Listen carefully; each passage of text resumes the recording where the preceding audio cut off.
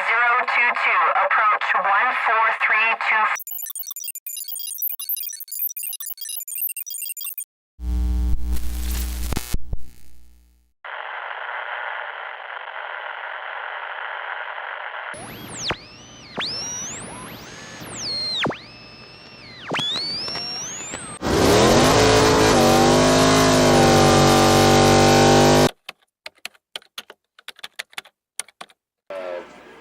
When the air commences, is it my understanding then?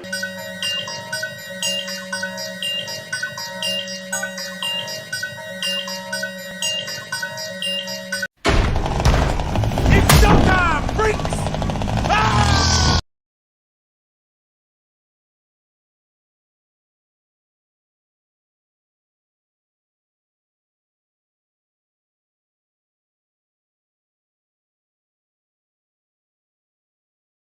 This is the Alpha Men Podcast. Your own infused hilarity.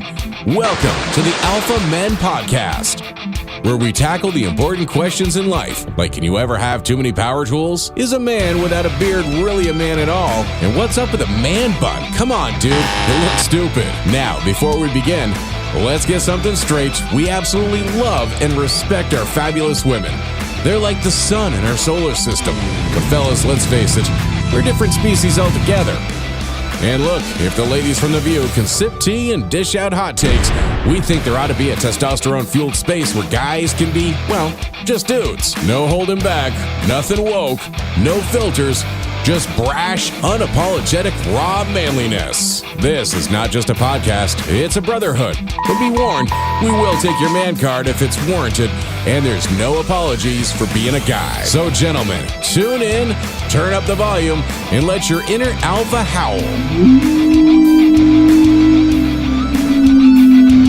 The Alpha Men Podcast is presented by Ohana Sports Cards on Facebook. For incredible card breaks and more, go to OHANA Sports Cards on Facebook. By Garage Door Commander, online at garagedoorcommander.com. Produced by TJ Michaels Creative, narrated by Jamie Dennis, and dedicated to Hendrik the Viking Poulsen. 2024, all rights reserved. And now, here are your hosts, the Sultan of Swagger, TJ Michaels, and wise-cracking whiskey warrior, John Stacy. The Alpha Men Podcast begins now. Welcome in, you sick, twisted freaks. It is Season 2, Episode 9 of the Alpha Men Podcast from the greater capital of the world. My name is TJ Michaels, joined by Baby Huey eating pizza from Trinity, North Carolina, by way of Phoenix, Arizona. What is going on tonight? I mean, did you just get back from the track? Is that the deal? Yeah, a little bit ago. Yeah, I saw my gullet. Pretty good pizza. I mean, yeah, you're like Dave Portnoy all of a sudden. One bite, everybody. We know you're taking more than one bite. Forget it. I need to get you a dog now. Your very own Miss Peaches, or something. I don't know. Welcome to the. Yeah, go ahead.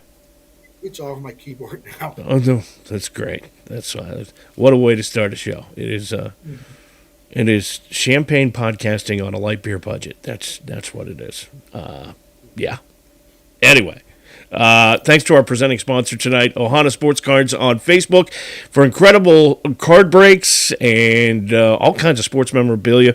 It's Ohana, OHANA, Ohana Sports Cards on Facebook. Ohana means family, and that's how they treat you over there. So check it out. Sellers is a good guy. Hit that. He doesn't like when I talk about Panini, so well, I have to admit I'm not I'm a sports fan. I'm not exactly myself. You are into the sports cards thing, and apparently there's a sports card manufacturer called Panini. Yes, okay, the biggest one. Yeah, Panini's. Well, see, when I was doing sports cards, Topps was the biggest one, and it came with a ancient piece of gum in the card with, all right? So it quite a long time ago, right? So anyway, Panini is what? The biggest sports cards manufacturer in the world. They start talking about Panini and I'm like, man, for my money, the best portable Italian sandwich on the market. I saw that. I was like, wait, you serious? I had no idea. Those Italian panini sandwiches, though, are pretty good. I got to tell you. It's just we have a lot to get to tonight. Head over to alphamenpodcast.com. Check out the Manly merch store. And we've got great Alpha Men gear there. Everything from koozies and hoodies and sweatpants. Everything. I mean, there is everything in that store. And you know what? Do us a favor, because we're building a community here. Like and subscribe. And share the podcast as we grow this thing. And that's basically it. So, you know what?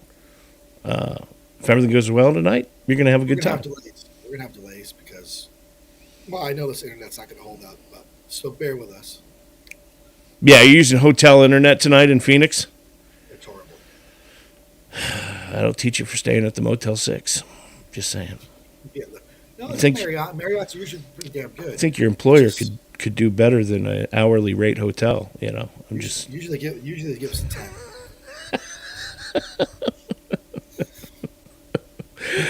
well. Listen, sit back, relax, grab a beer, and join us on this journey into manliness in the Man Cave of Podcasts. This is the Alpha Men Podcast.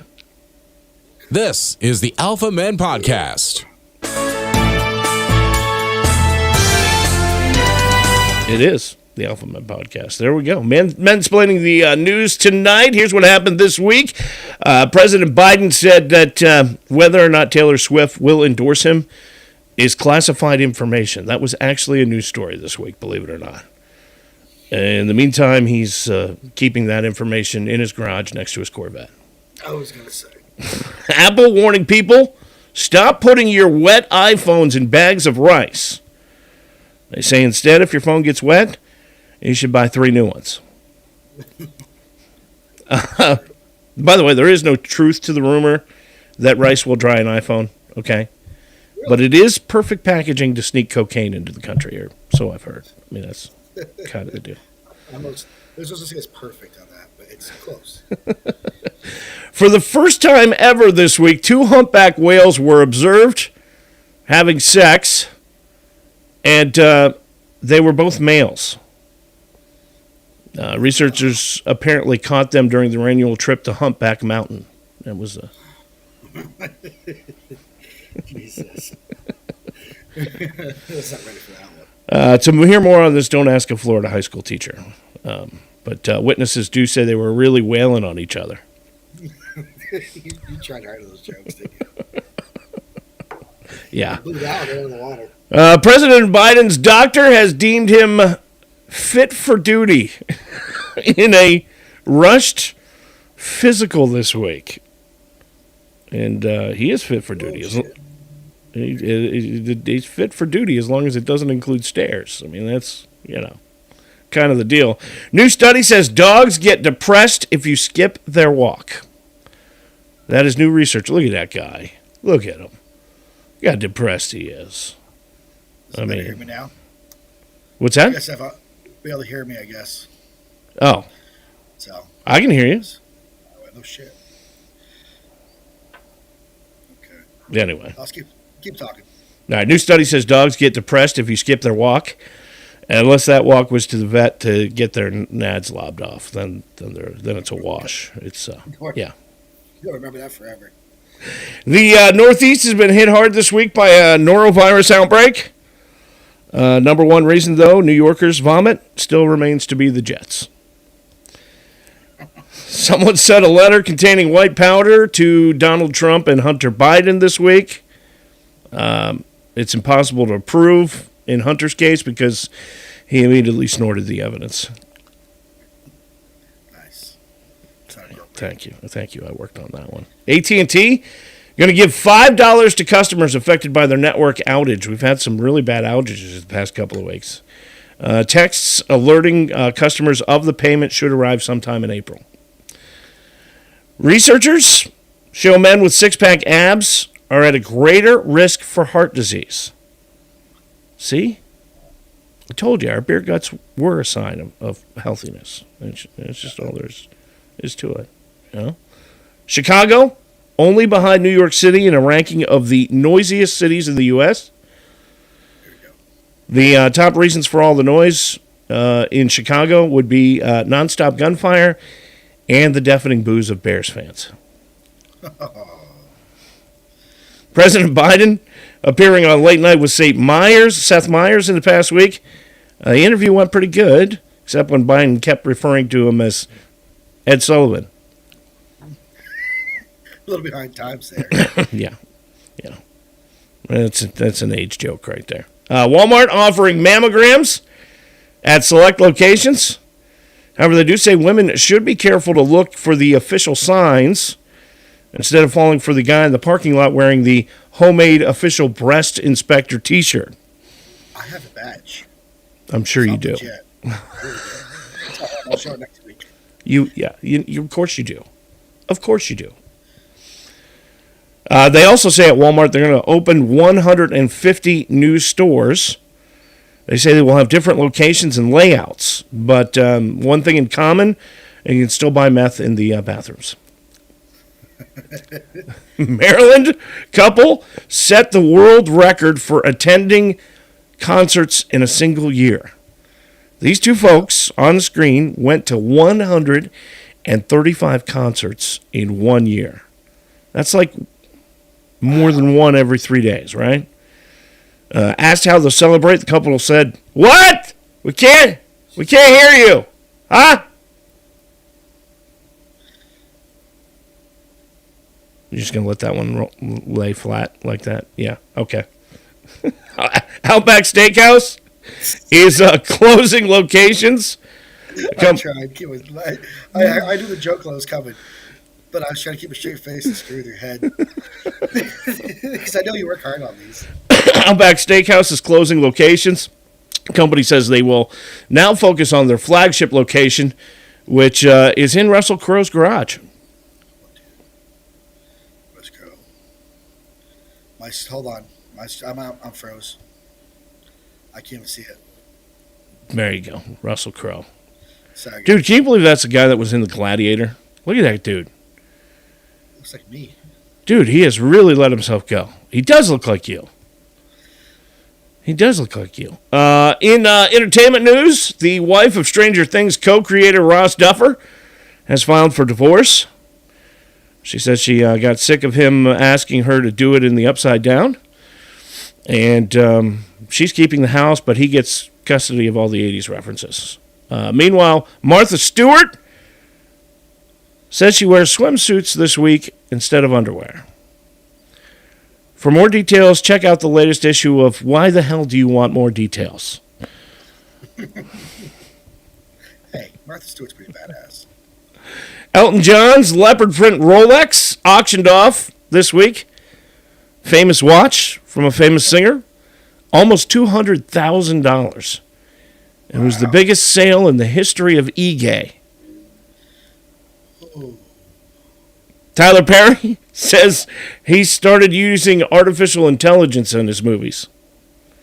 It's the first time the words Tyler Perry movie and intelligence have been used in the same sentence. That's fair. It is fair. Music producer suing Sean Combs, saying he sexually assaulted him. Combs this week denying the allegations, so now it'll be up to a judge to determine the question, did he do it or didn't he? And finally, Kim Kardashian's mobile phone game is ending. I know you're heartbroken. Yeah. At its peak, it was the second most popular thing you could watch her do on your phone.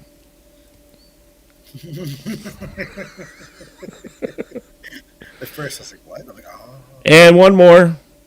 Facebook went down yesterday. You did? Didn't know. Yeah. Congratulations on surviving the great Facebook outage of 2024.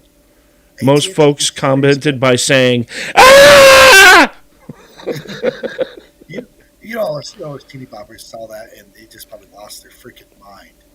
No, but teeny boppers don't use Facebook anymore.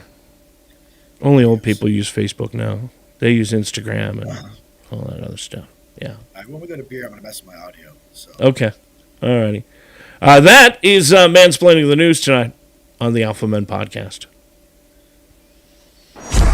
Cracking jokes Sometimes we and drink cold stuff ones we're not proud of.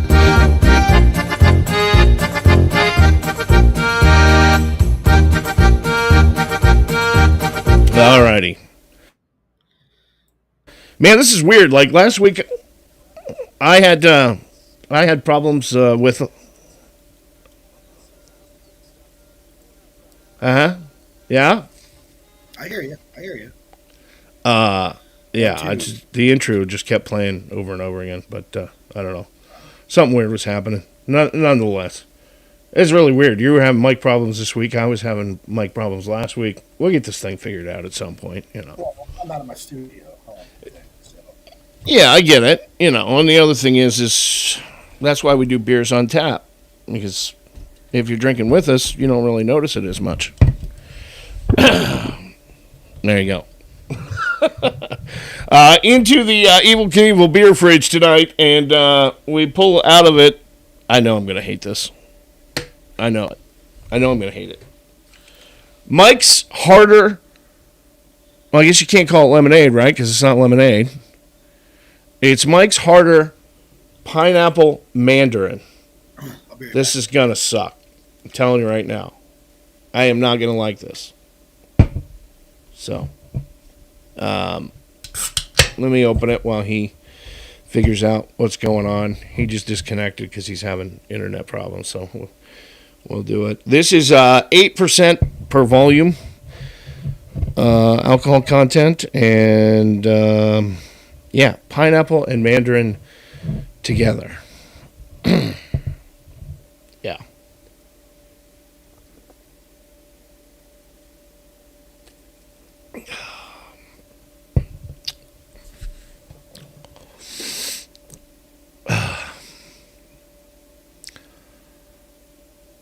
You know what?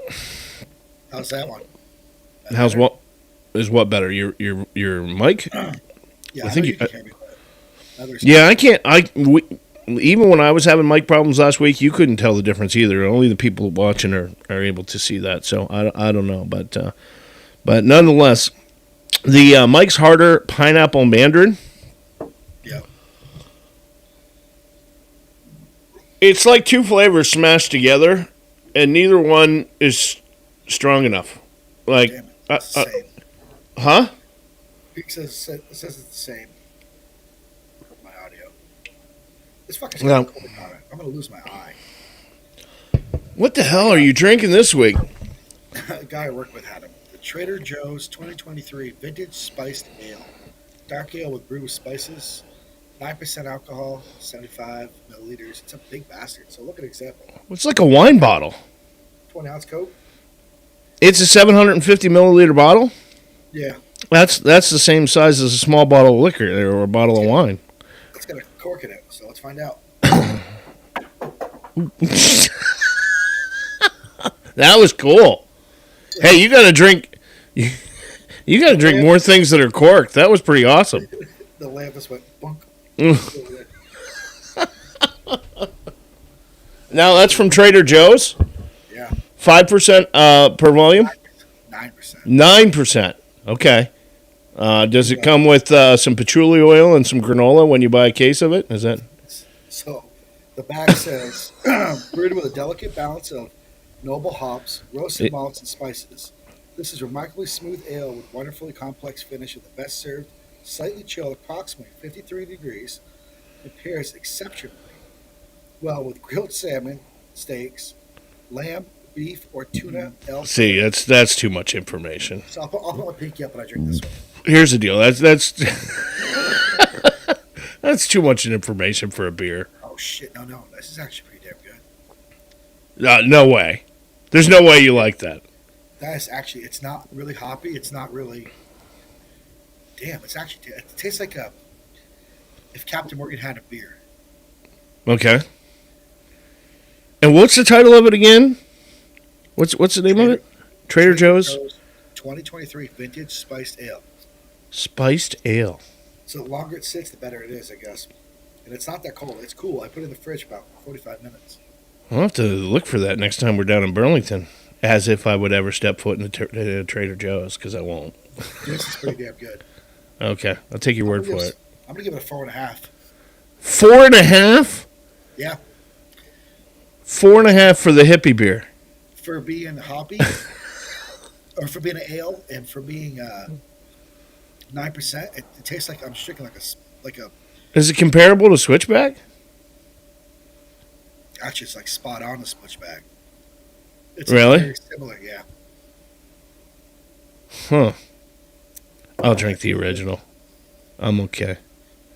This sucks, by the way. It's harder. Mike's Harder Pineapple Mandarin.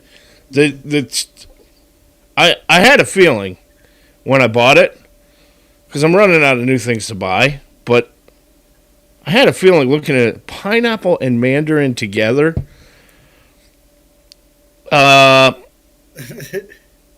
No. It's because it just... You see Emily's comment? Yeah, I do. She's getting turned on by it. Come on, let's be honest. Anyway, it's like wearing plaid and stripes. You know what I mean? The two flavors just don't go together, and neither one are. So I'm giving this out of 5. Mike's Harder Pineapple Mandarin. I'm giving it a 2. 2. You know, yeah, it's not great, This is good. but I'm also not going to waste it. So I'll drink this whole thing and be like you did when you drink the juice. yeah, absolutely. There you have it. That is Beers on Tap this week on the Alpha Men podcast. It just says you wish, by the way. Yeah, I know. Good cover, dear. This is the Alpha Men Podcast. Motorsports. These are John's red flag moments. The stripe and completing lap 52 and a terrible crash. Up in turn Straight 4, up. Lee Raymond, the car sliding to the inside. I think I sent that to you. You did. Yeah, that's got. I don't recall because I sent it to you like last week. What era that is? That's got to be mid to late 80s, maybe. That's definitely late 80s. I think that's Rockingham, it looks like. I think it's Rockingham too, but right into the water barrier, and then got tagged on top of it. Play that again. I can't. Won't let me play it. Huh. For some reason, it's not letting me play now. There you go. Oh, oh, we're getting pieces of it. That's me doing it. Oh, okay.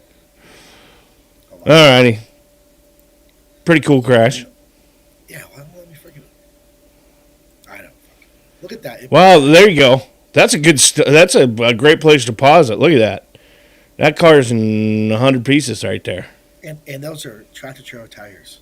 Yeah, and it's airborne. Those are tractor. It's airborne underneath the 76 sign. So I think that's Rockingham or North Wilkesboro. I think it's Rockingham. Yeah, absolutely. I can't remember if Rockingham was red and white, or I know North Wilkesboro is. I think Rockingham is too. Yeah. Damn, that's impressive though. That's a solid hit, man. Yeah. He's hearing the birds for a couple of weeks after that, baby. Oh, I bet.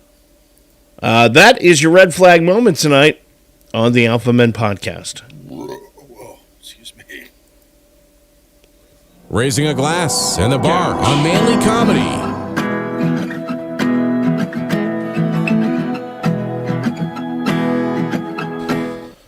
Well, yesterday was Super Tuesday.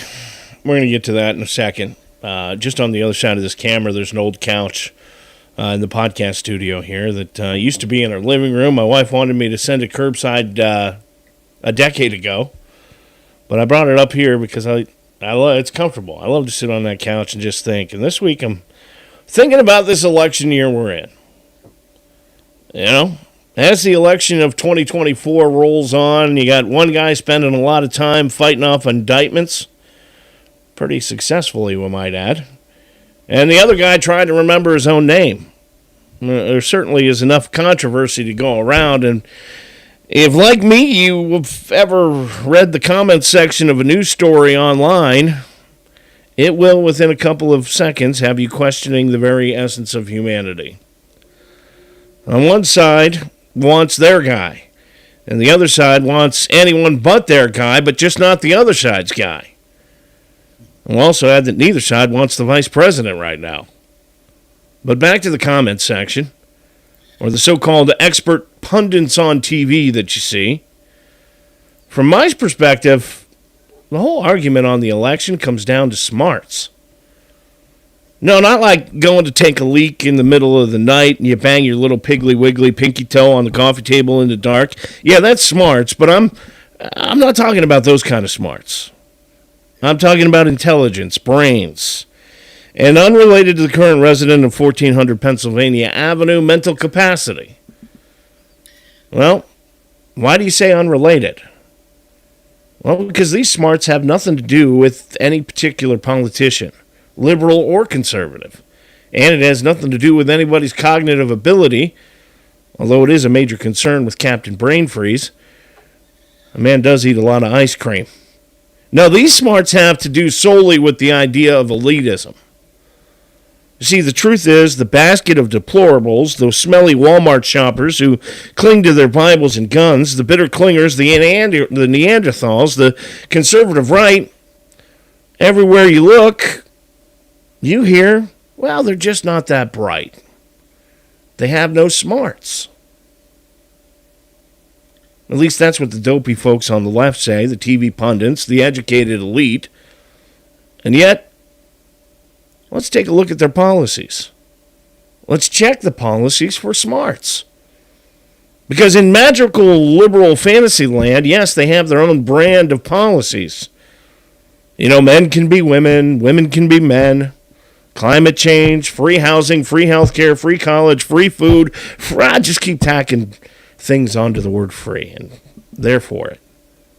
Climate change, have I mentioned that? No cash bail, climate change, equity, inclusion, and diversity, climate change, open borders, climate change, shred the Constitution. And we will cap it off by screaming fascist, racist Russian operative at the end, followed by climate change. When you look at all of those things, there doesn't appear to be any smarts there, or any vision for the country, for that matter. I mean, I'm not exactly hearing Reagan's shining city on a hill. I don't get that vibe from any of that. Maybe I'm just stupid. Maybe I just don't get it. Maybe we ought to dig a little deeper. Nope. In all of it, common sense it appears to be as rare as a unicorn doing your taxes. You see, liberal progressives believe in handing out participation trophies like they're going out of style. Everyone's a winner, no matter how many times they hit the snooze button on reality. It's like a kindergarten soccer game where they don't keep score and everyone gets a juice box at the end just for showing up. When those in the real world know, the only thing that gets you is a one-way ticket to failure, real. So the big thing in this agenda is climate change. Let's examine that for smarts. Let's hug some trees, let's sing Kumbaya, let's save the planet. Meanwhile, the rest of us are wondering if we can still use plastic straws without getting arrested. I mean, come on, folks. I'm all for a clean environment and a clean planet. But you got to draw the line at eating salad with a paper straw that dissolves faster than the left's arguments. All right, I might be disingenuous there. It's quite obvious I don't eat salad. But while Democrats virtue signal on the environment, China is putting online a new coal-fired power plant every single week. While we bankrupt the U.S. economy, enrich the Chinese, because that's where all those solar panels are made. They're laughing at us. We're destroying ourselves. Okay, we got to find some smarts around here somewhere. I mean, they say they're so smart and we're so dumb. How about their economic genius? They believe in spending money like it's growing on trees. Probably the same trees they're hugging to save the planet. They want to give everyone free everything, from college to health care, as if we're living in some sort of utopian Candyland. Well, the last time I checked, the real world has bills to pay, and printing money doesn't make it magically rain prosperity. You know that. I know that. They know that. And yet, they still tell you you're dumb and they're smart. In fact, the only thing they don't want to be free is free speech. But my favorite part of liberal policy is their approach to border security. I think we should have open borders, like it's a giant international potluck dinner. Well, excuse me if I'm not excited about welcoming everyone and their cousin without even checking to see if they brought a dish to pass. Call me old-fashioned, but I believe in no one who's coming to the party and making sure they RSVP with a valid passport. The liberal utopia Candyland claims to have smarts. And yet I find no evidence. In fact, it appears to be a place where common sense takes the back seat to wishful thinking. And if you ask me, I'd rather live in a world where we face the music, count our pennies, and oh yes, use plastic straws without fear of environmental excommunication. So, welcome to the real world. This is where the grown-ups live. We've got both of our feet firmly planted on the ground, with plenty of common sense and smarts. And that's Tales from the Old Couch tonight on the Alpha Men Podcast. Yeah. I never have nothing to say after these because you just go into it and I agree with you. Like, shit. I'm tired of being called stupid for what I believe. I mean, we were talking about this earlier, talking about the Alec Baldwin thing. Yeah. I mean, your point of view and my point of view is two different things on it. Yeah. But I see your point. Yeah. And you see my point on it, so it's not. Whereas, Democrats and Republicans are both. Your point is. Yeah, but when you look at the larger things that are going on, yeah. Take Alec Baldwin out of it. The Biden administration has spent the last 3 years telling us it's totally secure on the border. We have a totally secure border. There's no problem down there whatsoever. Meanwhile, let's look at the picture, right? Okay? Don't trust your lying eyes. No. You know? I hear you. Smarts. That's what it's all about this election season. Either you got them or you don't. Yeah. And that's it. This portion of the Alpha Men Podcast is proudly presented by Ohana Sports Cards on Facebook. Ohana means family, and that's how they treat their customers, like family. Check out Ohana Sports Cards on Facebook and become part of the Ohana family. Awesome card breaks from football, baseball, basketball, and so much more. Ohana Sports Cards on Facebook. That's OHANA Sports Cards. Ohana Sports Cards. Two dudes, one podcast, infinite laughs. Man Court. All rise. The sometimes honorable TJ Michaels presiding. Here's a great thing, dude.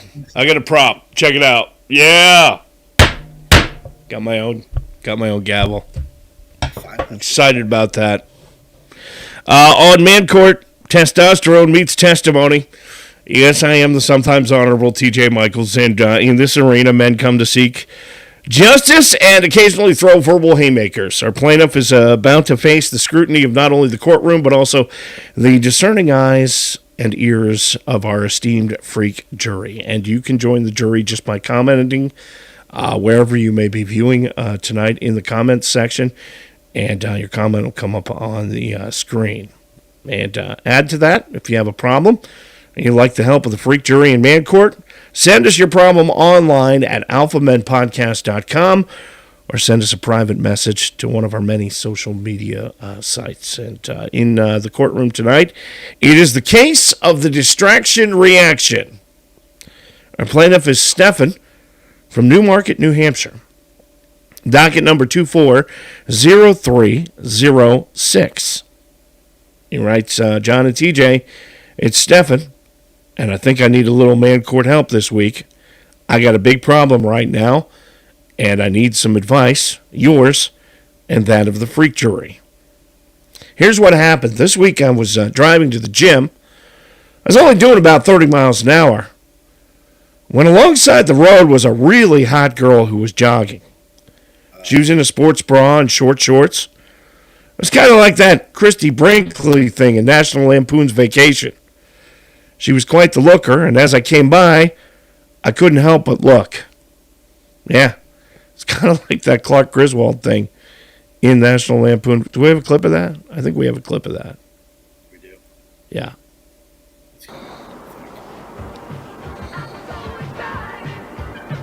Now, she's not jogging. She's driving a Ferrari, but you get the idea.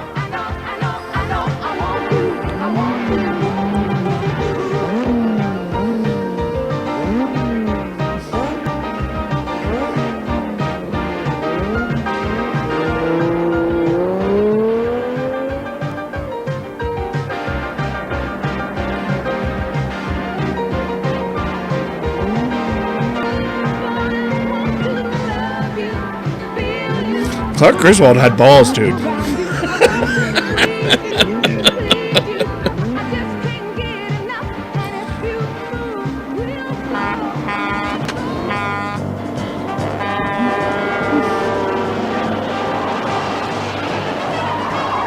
Family truckster's going for a ride, baby.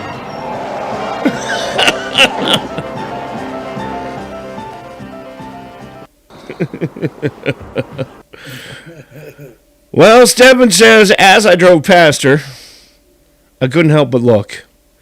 And when I did, I wasn't paying attention, and I drove my car right into a telephone pole. Now, it's a front-wheel drive vehicle, and it's destroyed. And I told my wife that a dog ran out, and I crashed into the pole. Now she's asking me a million questions because she wants to know why I didn't call the police about the accident. And I told her it was me hitting the pole, but she insists that I should have called the cops. It's going to be about $3,000 to fix the car, and she wants to know why I'm not going through the insurance if it was an accident. The truth is, I'm embarrassed to go through the insurance and don't want my premiums to go up for such a dumb mistake that I made. I guess what I'm asking here is if I'm the only dummy that's gotten into a car accident from checking out a hot girl on the side of the road, and should I tell my spouse or stick to the lie? Should I fess up or tell her or not? Signed, Stephen in Newmarket, New Hampshire. Oh, boy.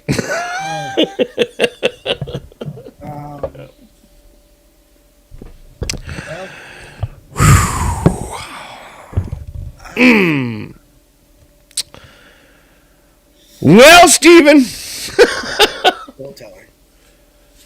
you stand accused of the crime of distracted driving due to a beautiful jogger. A classic case of it if I ever saw one.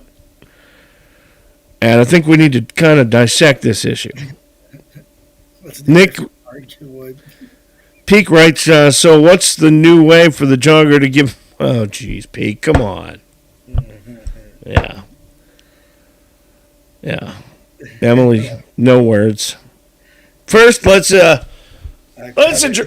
address Scott Seymour. I've done it. Okay. Let's address the matter of your vehicular calamity here.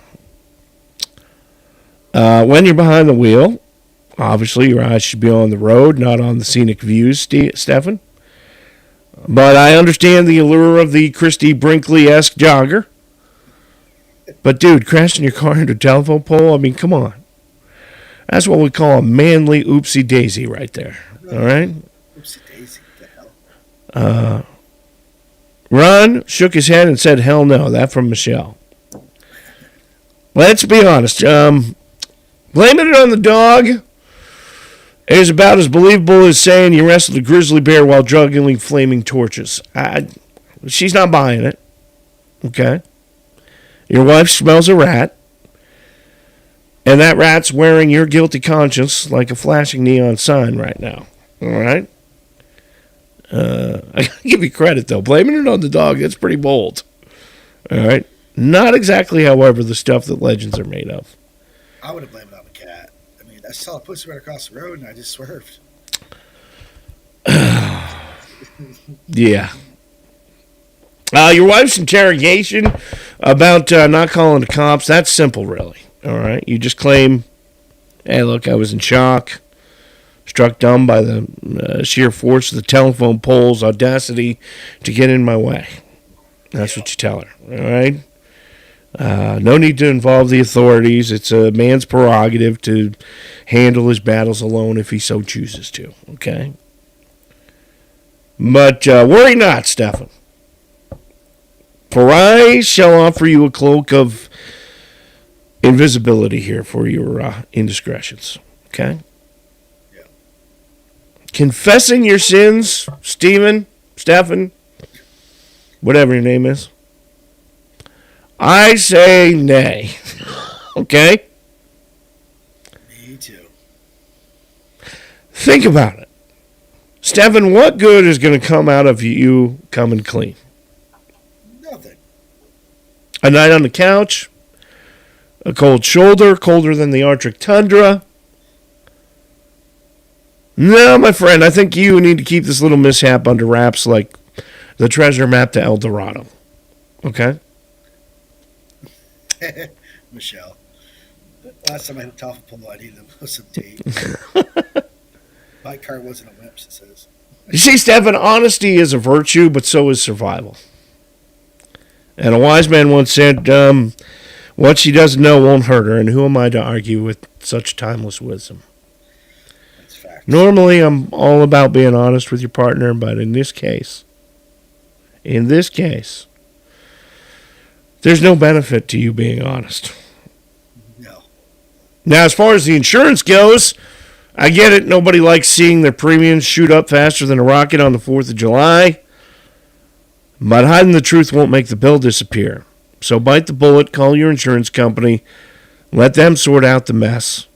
It's better to face the music now than to have this accident haunt you like a bad hangover, okay? As far as whether or not you're a lone ranger in the land of distracted driving, fear not. You are definitely not the only one who swerved off the road due to a roadside spectacle. No. I mean, Regarding your encounter with the telephone pole, when life throws you a curveball, you swing for the fences and you keep that poker face sharper than a samurai sword, and mum's the word, my friend. Okay? you were mad. Yeah. No, I'm reading my wife's comment. I would have been mad if it were John. I would tell you. Mum's the word here. And let this be a lesson learned. Keep your eyes on the road, and your secret's even closer. All right? Court adjourned. That's a verdict on me in court. I agree. There's a lot of comments on this one. All right, we're going racing. Let's do it. Hey, wait, you got a second clip for this? Oh, yeah, it's another clip from Vacation. Go ahead and roll that. It's just because it's good. I honestly don't think you're going to find the Grand Canyon on We almost this went road. there. Jesus, it's only the biggest hole in the world. Art, watch your language. Make that the second biggest. Dad, I haven't seen a car for an hour. Oh, shut up, Audrey. You don't think Dad knows where he's going? Thank you, Russ. You're lost. Ma, I saw some detour signs. I didn't see any. I saw them when you and Mom were trying to fold the map. Audrey, when they close the road, they put up big signs, like this one.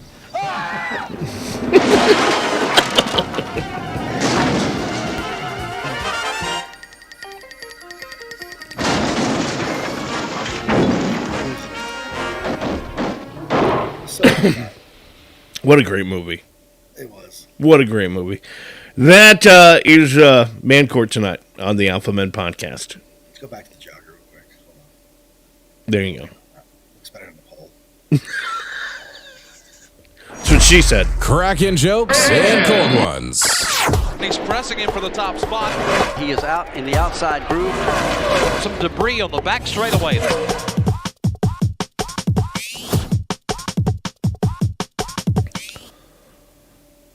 All righty. Coming back from Vegas, Pensacola 400.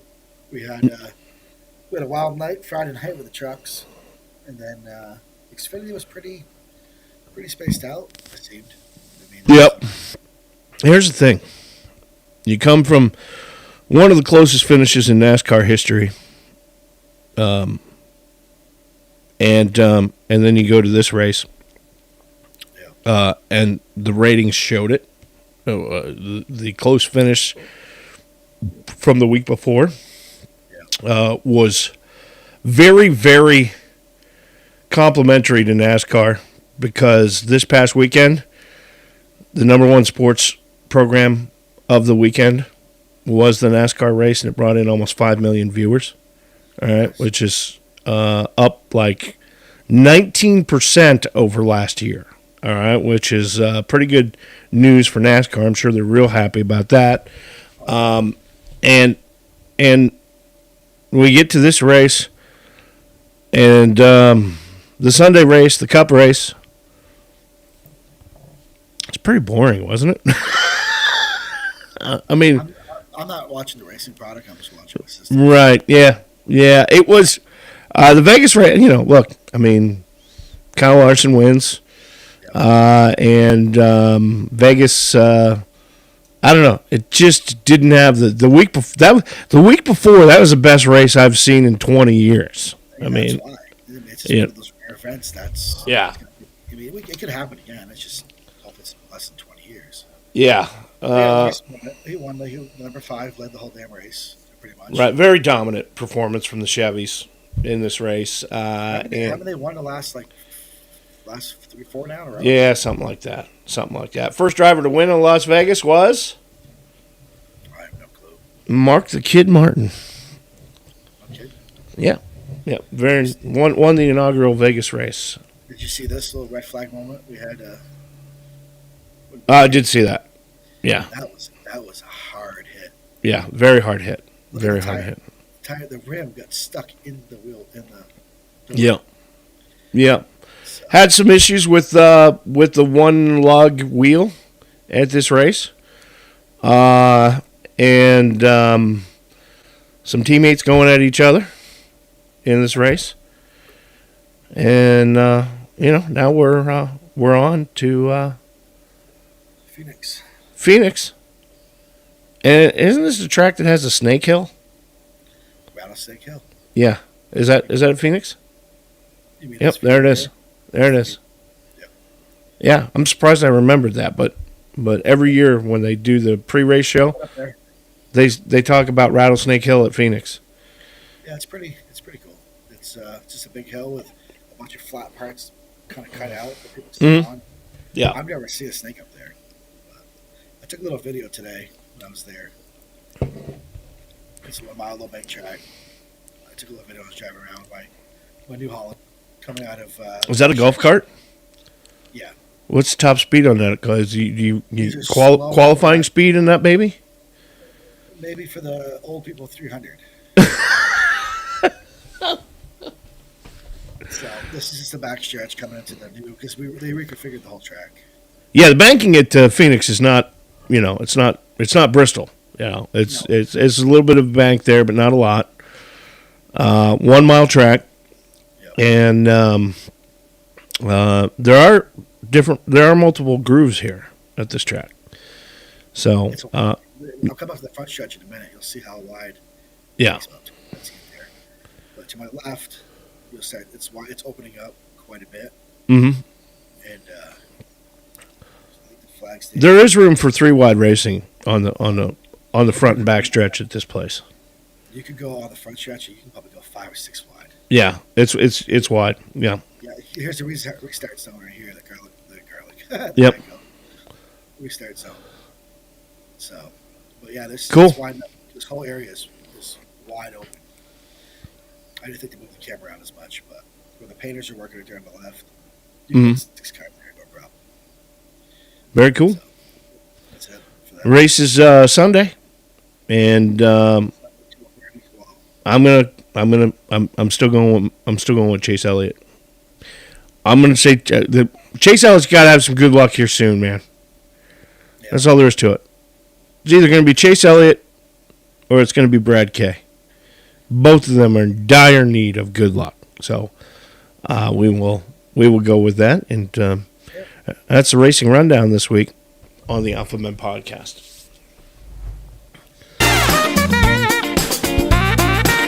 Who needs a foot in the ass? The Alpha Men podcast presents my foot into this thing called your ass. The Red Foreman Awards. You dumbass.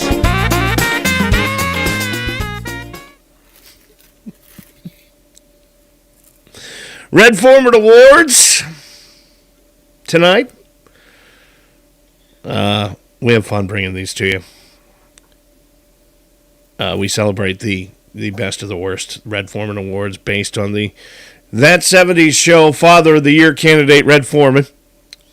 Our first Golden Foreman tonight goes to 24-year-old Lincoln, Nebraska man named Isaiah Bartu. There you see him.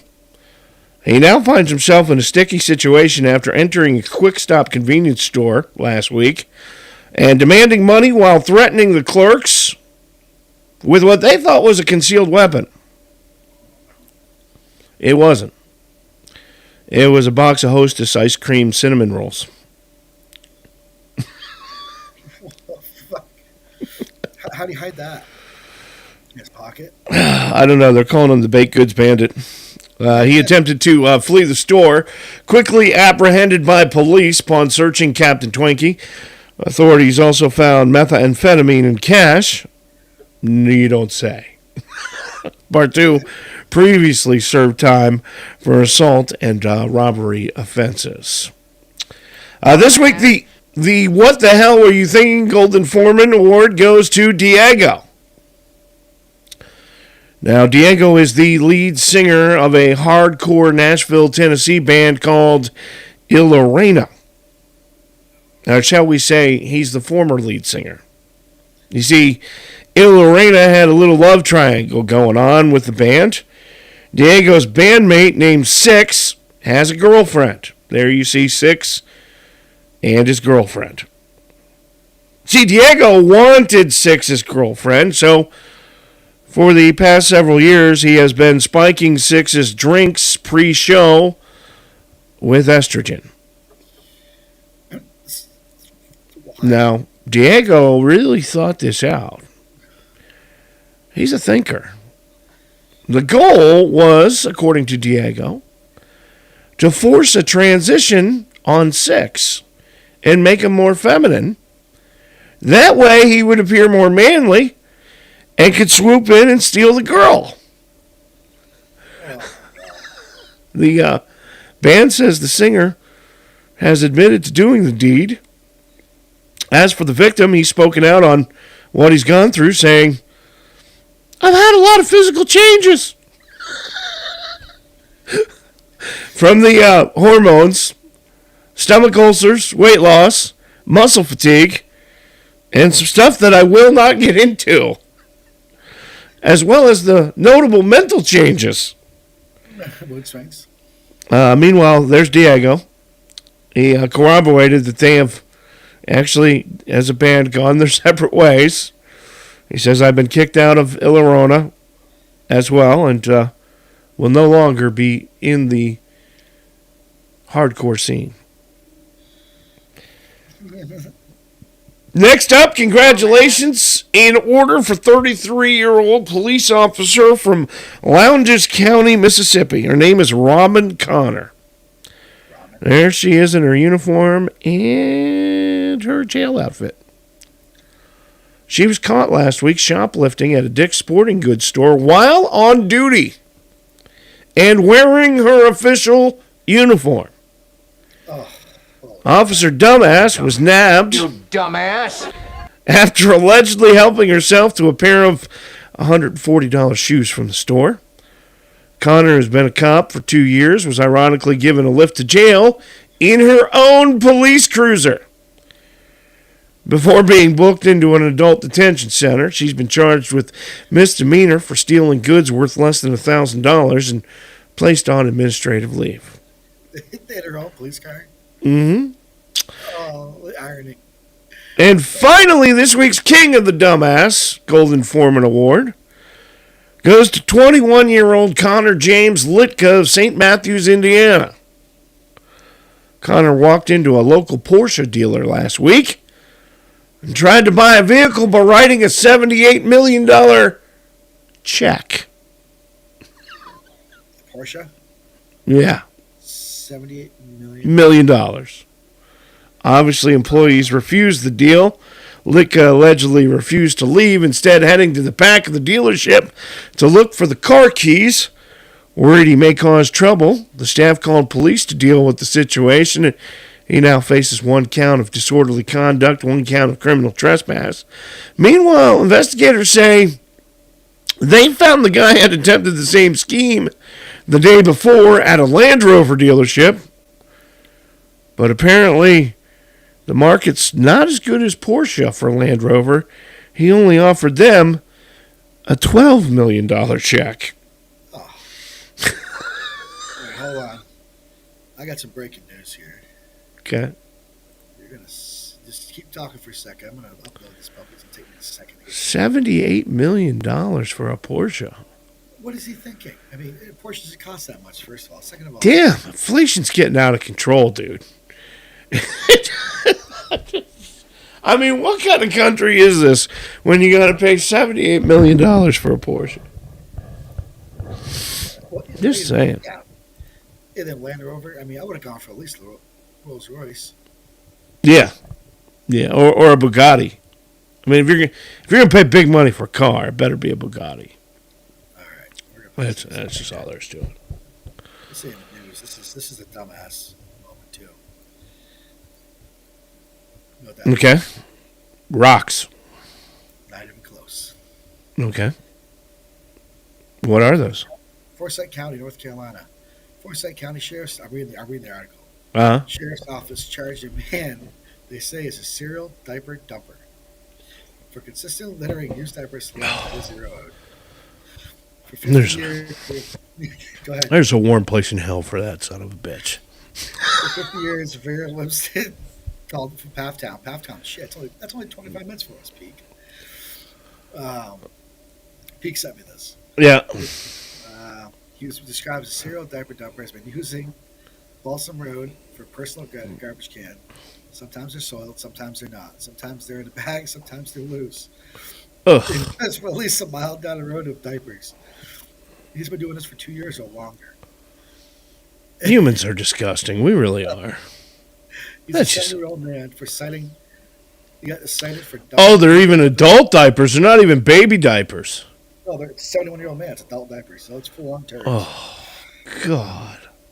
Sometimes we pick up bed pads, pick up diapers. Oh, man. Okay, so through the community members are glad to know the person the deputies say responsible has been caught. They're worried nothing will change. So they're going to put up signs. Mm-hmm. Diapers. And they added, that guy's full of shit. Yeah. Holy crap. That is the Red Foreman Awards tonight on the Alpha Men podcast. Oh, that's awesome. No filter, all funny.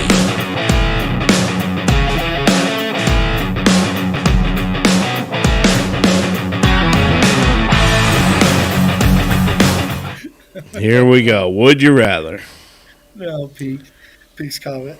Worst part is people talking about watching road lawnmowers go, oh, God. See, that's how I feel every spring when I mow the lawn and the dog's been pooping next to, I just... Imagine There's that diaper cube. landmines out there, dude. It's bad. It's bad. So these are just general would you rather questions because, I didn't have a lot of time to do this. So. Alrighty. They're pretty clever, though. All right. So, see what you got. There's no list this time. Okay. Would you rather go in the past and meet your ancestors or go in the future and meet your great-grandchildren? Great-grandchildren. I'm a history guy. Past. So I figured you'd pick. Would you rather have more time or more money? Money. Because money buys you time. Not all. There's still an expiration date. We are milk. No, I know. I know, but when you have money, you can go, yeah, I'm not going to work. I'm going to do what I want to do and have my time. So money buys time. I take money. Yeah. Yeah. Would you rather have a rewind button or a pause button on your life? Rewind. Definitely. Because I'm nostalgic. Yeah. Would you rather, would you rather be able to talk with animals or speak all the foreign languages in the world? That's a good one. Would I rather be able to talk with animals or speak every language? I'm okay with just speaking English. Racist bastard. No, I just people are people. Yeah. But to know what animals are thinking, that would be pretty cool. I'd probably rather talk to animals. What would they say? Want to see my stick? Huh? What would they say to you? Want to see my stick? I don't know. Would you rather win the lottery or live twice as long? Win the lottery and party like an a-hole and blow it and live 3 lives in 1 lifetime. That's what I would do. Yeah. Yeah. I don't think anybody wants to be on this earth twice as long. It's kind of like going on a cruise, right? You could book the 3-day cruise. You could book the 7-day cruise. You could book the 5-day cruise. If you do any cruising, you understand that after about 3 days, you've kind of done everything on the boat, and the whole, while it's beautiful sitting on the deck staring at the ocean and the sun going down is cool, you're kind of over it. You're kind of like, I got to get off this damn boat. Right? You know? So I don't think anybody wants to live twice as long. I think we all want to get off this planet at some point because we've kind of done it. Yeah. But what's the song comment here? If you live twice as long, how old do you have to be to retire? I don't know. Probably first half. 130. Right? 65 is 65 is retirement, then you're 130 if you live twice as long. My wife says I do. I fear death. She does. So, would you feel worse if no one showed up to your wedding or to your funeral? If you could see it. Funeral. Definitely funeral. Yeah. Because no one did show up to my wedding. Because we got married by JP on a riverbank in Gainesville, Florida, next to the University of Florida. I mean, Yeah. So. Would you rather lose your vision or your hearing? Whew, wow. That's a hard one. That's a really hard one. That one. You know what? I've made a lot of money in my lifetime painting pictures with words and not having sight, but just description. So hearing. So hearing is more important to me than seeing. Yeah. I agree, Emily. You don't hear me as it is, woman. No. It's because she's always talking to me. I guess so. Yeah. Anyway. All right. Would you rather work more hours per day but fewer days, or work fewer hours per day but more days?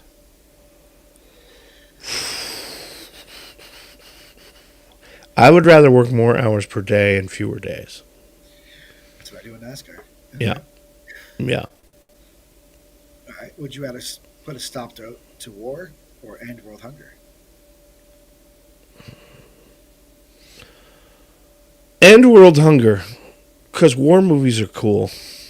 If you were going to say war, I'm like, dude. I mean, if we're going to stop war movies, then we're going to stop war, then there's no war movies. Yeah. I'm a war movies guy. In fact, I've been watching all kinds of stuff on Netflix recently that's like World War II type stuff.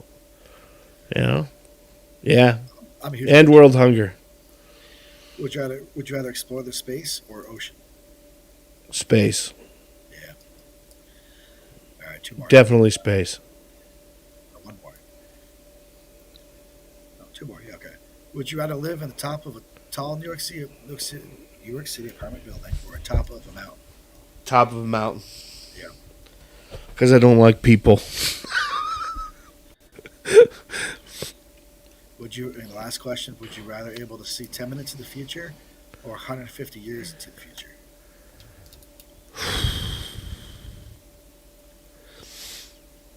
$150 years, because really, let's be honest, 10 minutes? What's that going to, like... 10 minutes. Hey, I'm going to have to take a piss in 10 minutes. Oh, I can see it, I'll take 10 minutes because you're going to be dead in 150 years. Oh, that's true. And, 10 minutes, you can predict the lottery, predict the World Series, predict Yeah. gambling. You can be really rich. I can make a lot of money in a bar making bets if Yes, I did 10 minutes. I bet you Jane walks in here at 3 minutes. Yeah, that's true. Yeah, probably 10 minutes. You're right. Yeah, everybody's saying, Haley said 10 minutes. Right, it's Yep. my Grinch for her. My wife said Grinch. I'm not sure what Grinch was. There you go. Would you rather? Yeah. Tonight on the Alpha Men podcast. Raising a glass and the bar on manly comedy.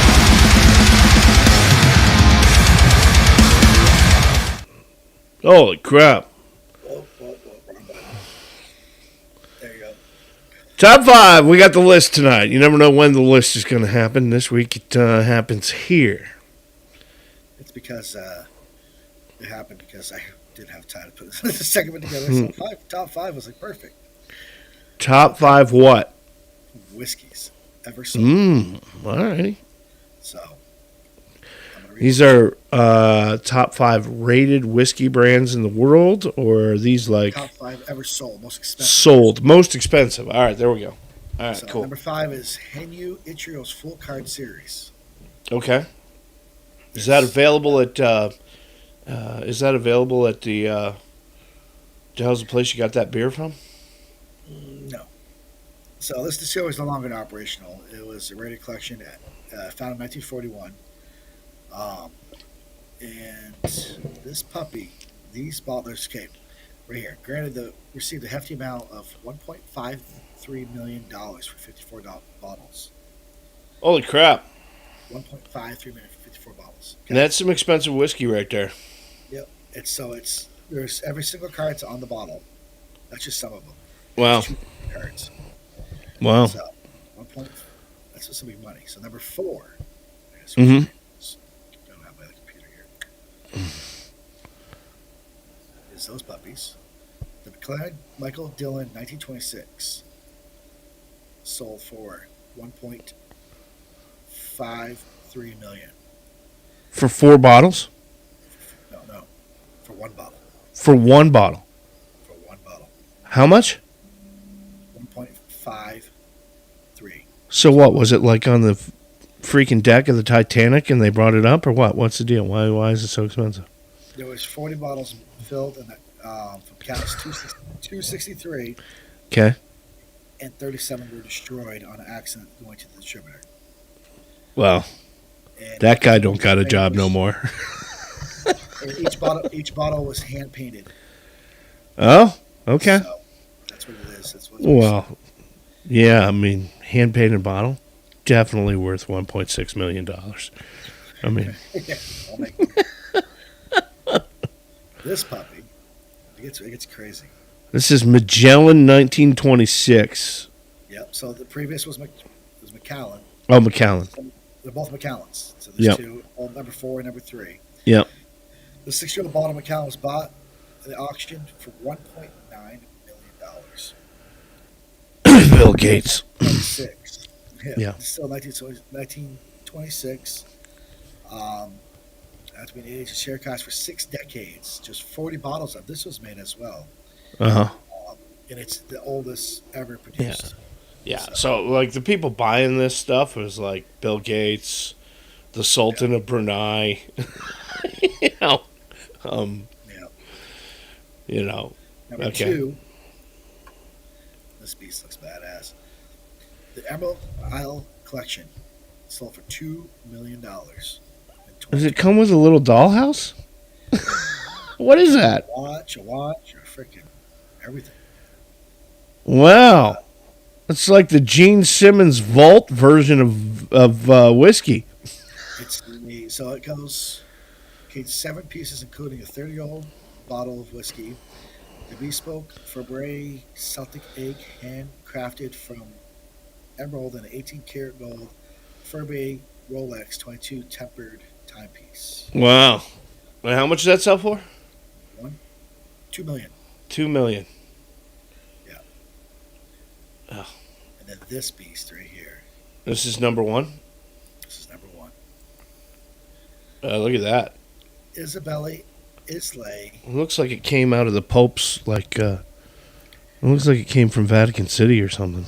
It features 8,500 diamonds, 300 rubies, and a Oh, crap. white gold. Talking about whiskey, this is the finest ever of luxury Scotch bottles. Yeah. This piece has a tag of more than $6 million. You gotta be kidding me. $6 million. See, I would love to be at an event where they're opening something like this, right? And just take one sip of it. And you got this really exquisite bottle. You got the diamonds, you got the rubies. And take one sip and then go, it just tastes like piss. That's pretty much right. That's right for this one. You're at Peaks, like I said, you're saying you're paying for the bottle of wire. You're paying. Yeah. So you are paying for the bottle. I'm gonna do beer sometime soon because I was looking up after. Most expensive beers. Yeah, there's some that are gonna shock you. Yeah, I know there's wine that is actually still drinkable, I think, that they pulled out of the wreckage of the freaking Titanic that's worth I don't know, $4 million or some stupid thing like that. Wine's crazy money, but $6 million for that bottle, so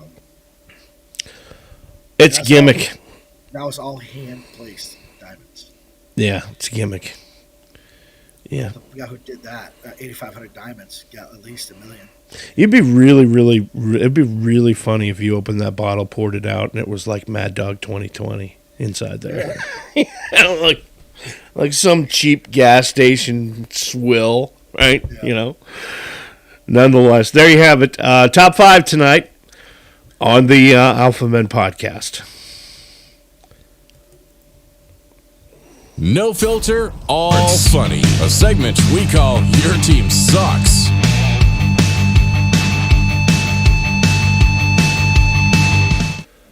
Alrighty, this week in sports, the NFL salary cap being raised to a record $255 million per team.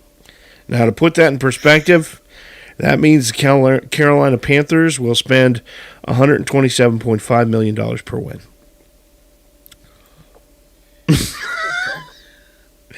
After having the worst season in the NFL last year, the Panthers are raising ticket prices.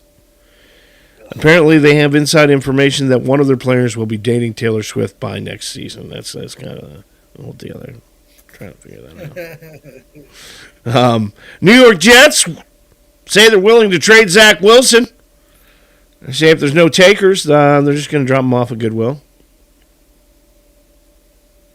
It's playing catch up. There he is, Zach Wilson. Very good. Mm-hmm. And if they have no takers, they'll drop them off at Goodwill. There you go. I worked really hard on that Photoshop effort right there. I put him in the Goodwill box if you're listening to the audio-only podcast. All right. Johnny Manziel. Johnny Manziel, Johnny Football, says he lost 40 pounds doing cocaine. Thanks, Blowzempic. Major League Baseball players complaining about the new pants. They say they're too see-through. We have gone from 3 strikes and you're out to 2 balls and you're gone. Yeah. Iowa star Caitlin Clark this week announced she is going to enter the WNBA draft. For more on this story, consult your unmarried aunt and her totally platonic roommate.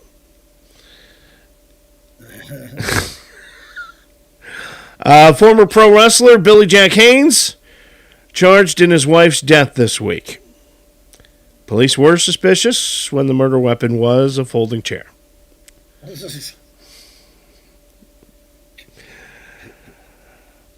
Okay, seriously, going into Saturday night's game against the Denver Nuggets, this was big news this past week in sports. LeBron James needed 9 points to hit 40,000 career points. Big mark in the NBA. Layup in the second quarter got him there, and he ended up with 26 points in the Lakers' 124-114 loss. That means a career total of 40,000, 17 points. And here's the weird part, and the only reason I bring it up tonight, because it's an old story. But James' milestone coincidentally happened on the 62nd anniversary of Wilt Chamberlain's legendary 100-point game. So, kind of cool. Oh. You know what Michael Jordan said? You hear what Michael Jordan said about that? No. He goes, "Who cares about points? I got rings." That's true. That's all Facebook. The whole thing is LeBron James, Michael Jordan. Sorry. Michael Jordan's always going to be the king, dude. He just is. Yep. Just is. Yeah. Russell Wilson era in Denver is over. After just 2 seasons. The Broncos informed the veteran quarterback on Monday they're going to release him at the start of the new league year on March 13th. Wilson thanked the city of Denver in a lengthy statement, adding he was excited for what's next, which is what you always say when you're getting your ass kicked out the door. Notably, the quarterback did not mention either the Broncos GM or coach. He wrote, "Tough times don't last, but tough people do." So we'll have to see where Russell Wilson... He's a good quarterback. He's a cancer in the locker room, though, dude. He's a big problem in the locker room. Yeah, but as a quarterback, he's still good. Here's the scary part about all of it. I mean, if you remember the Carson Wentz thing with the Philadelphia Eagles, this guy is getting paid big time. Okay, Denver is going to eat $39 million, but avoid a $37 million guaranteed trigger for the 2025 season that would have taken effect this month. Still, the Broncos will take on $85 million in dead salary cap over the next 2 years, releasing Wilson, which will be the largest dead cap hit in NFL history. You may see this guy, because he's still getting paid by the Broncos, play on the cheap. I mean... He doesn't have to require a huge salary to play anywhere because the Broncos are already paying him. You know, he played 30 games under center for the Broncos, leading them to 11-19 record. 63.3% of his passes completed, 6,594 yards, 42 touchdowns, 19 interceptions. And I think you're going to see this guy. He will be a starting quarterback next year in the NFL. Somebody's going to pick him up. Somebody that's got problems. Eagles. Dallas. Yeah, we ain't going to Dallas. Anyway. The Patriots. Patriots? Could be.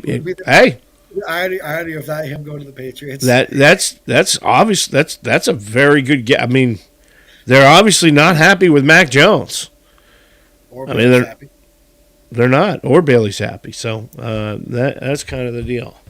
Yeah. The big story this week. I don't know if I'm going to be able to get through this without crying, dude.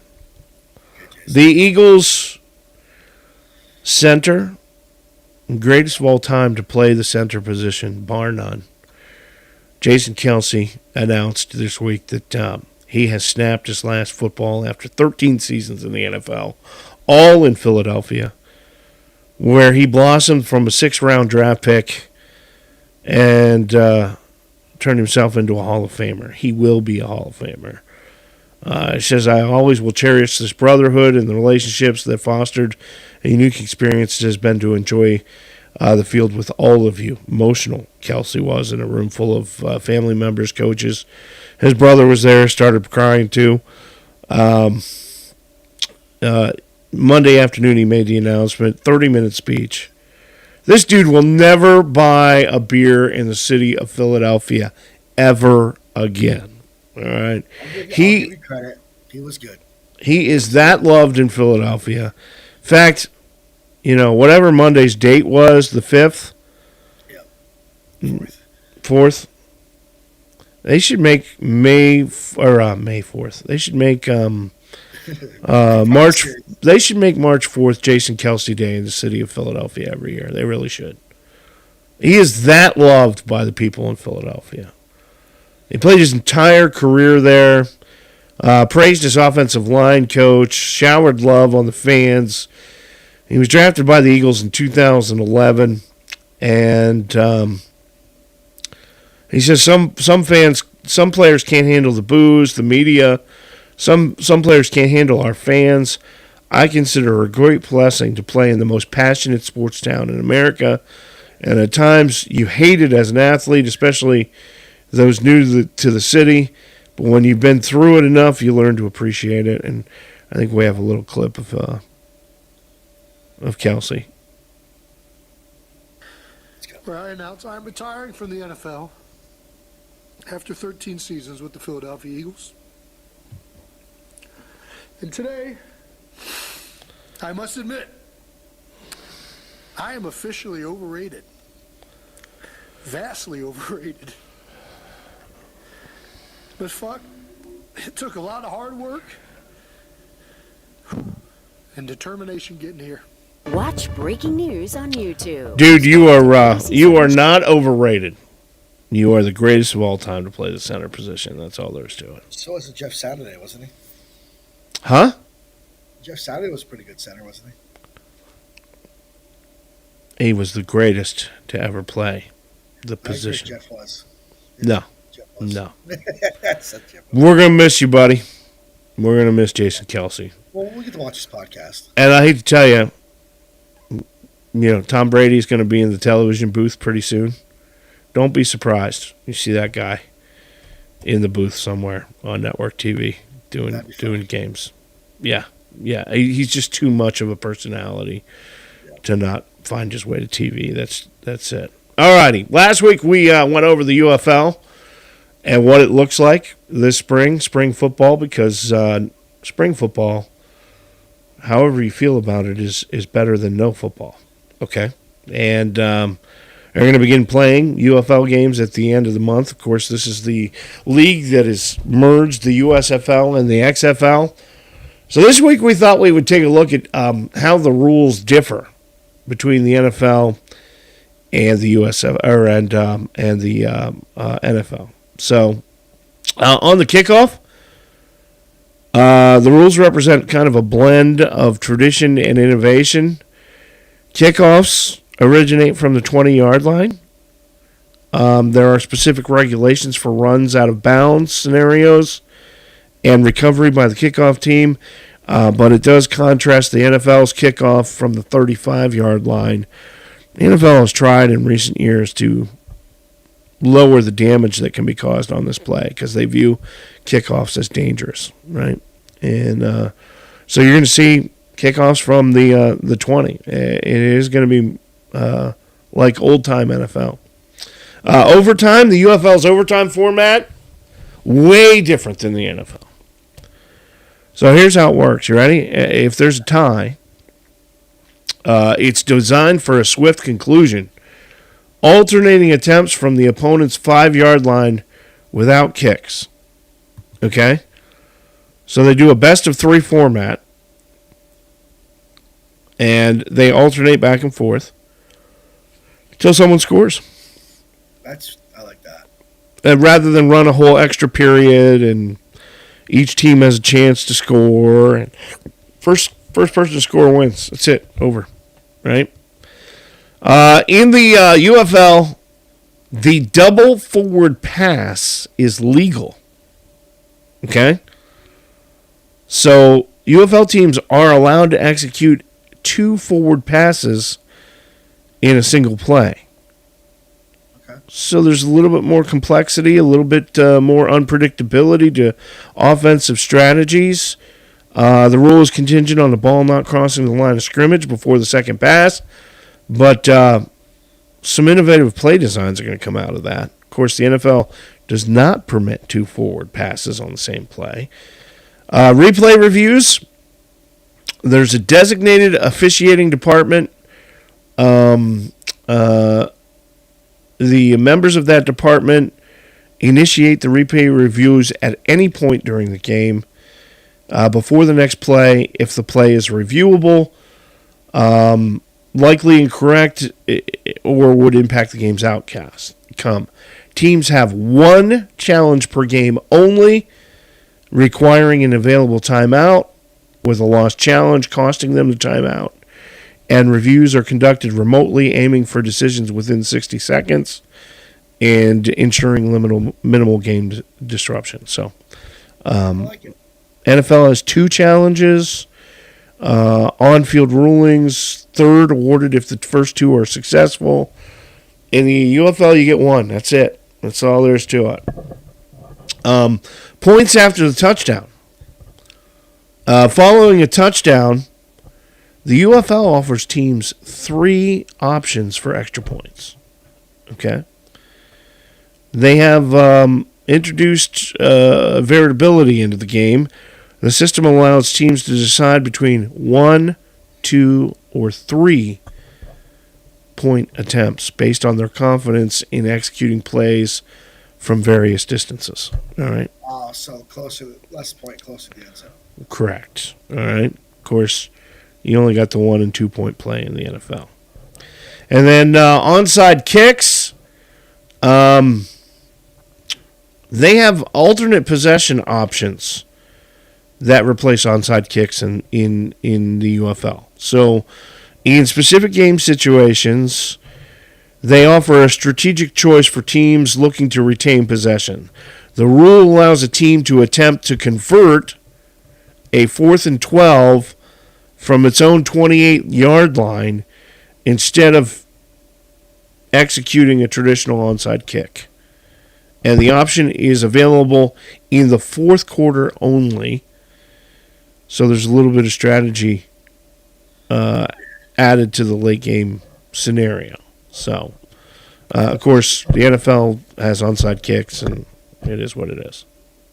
I hope it really does well, because it sounds like they're really putting this together well.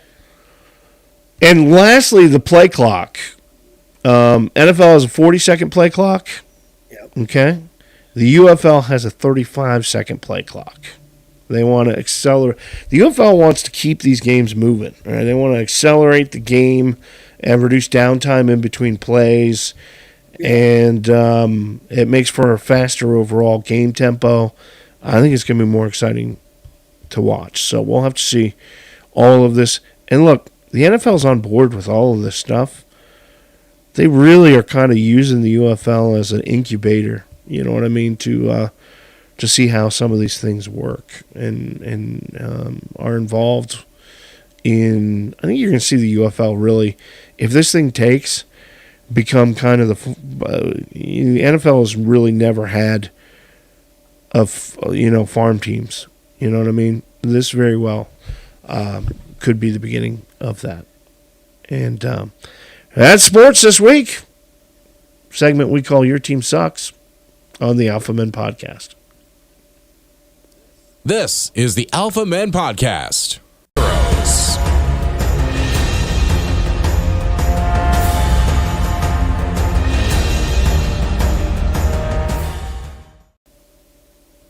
Hidden Heroes.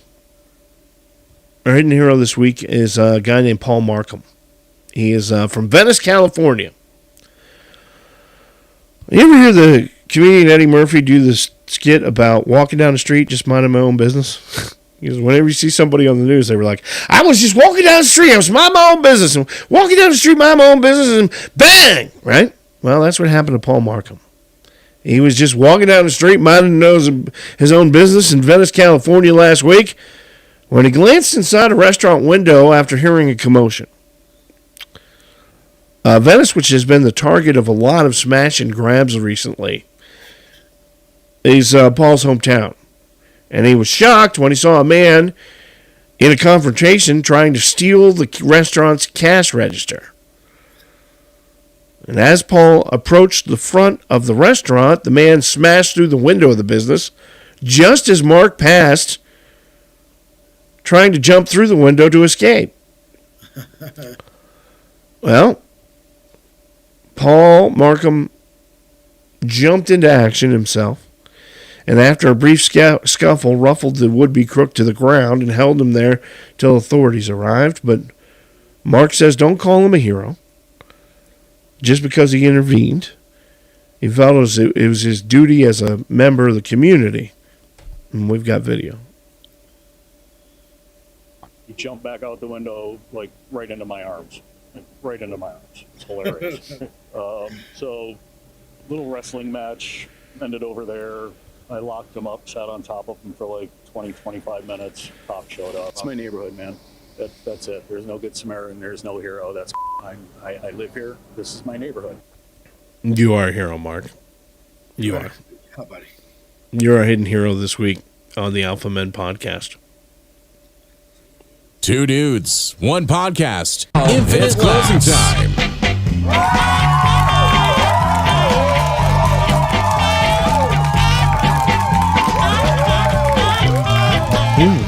Closing time? Yeah. It is closing time on the Alpha Men podcast. This story it just makes you want to run headfirst into the wall. Jerk the wheel into a bridge abutment, you know what I'm saying? Hit a telephone pole. The girl you see there on screen is Singaporean influencer Chang Wing Yi. She is known online affectionately as Kiara Kitty. All right? She's gained major buzz this week for a money-making venture selling her own farts online. What? Yeah, that jar right there. Yeah. $300. Shut the fuck up. Yeah. Who's gonna pay $300? Yeah. Whoa. Who is gonna pay? Not who. She can't fart in a glass fast enough, dude. Not who. Ye claims the smell inside of the jarred flatulence can be retained for up to 30 days. She has already sold out. Hey, John, listen, we can make a lot of money here. I'm just saying, right? Those pickled egg ones, those big ones? Now, Chang also sells worn lingerie, used bath water, all for the same price, $300. And she's not alone either. The trend of selling body odors seems to be very, very lucrative, as other influencers have also entered the market. One of them, named Matto, experienced health issues from her gassy career path, which ended up landing her in the ER due to severe pain from her wind-inducing diet. So now the people are eating a special diet just so they can make more money by farting in a glass. We are doomed, dude. We're doomed. It's over. She's clearly a lunatic. Wow. But listen, John, with how gassy we both are, we could make a shit ton of money here. I'm just saying. So I'm leaving NASCAR. And, right. Babe, I need you to get the crock pot full of baked beans. Yeah, right. I'm not selling lingerie, though. That's all there is to it. That's gross. Hey, listen. $200 for a jar? Yeah, a jar of farts. Yeah. My wife said I'd kill somebody. Hey, you want some broccoli? Talking about killing people right now? Right. Yeah. That's going to do it for the Alpha Men podcast this week. Episode 9, Season 2.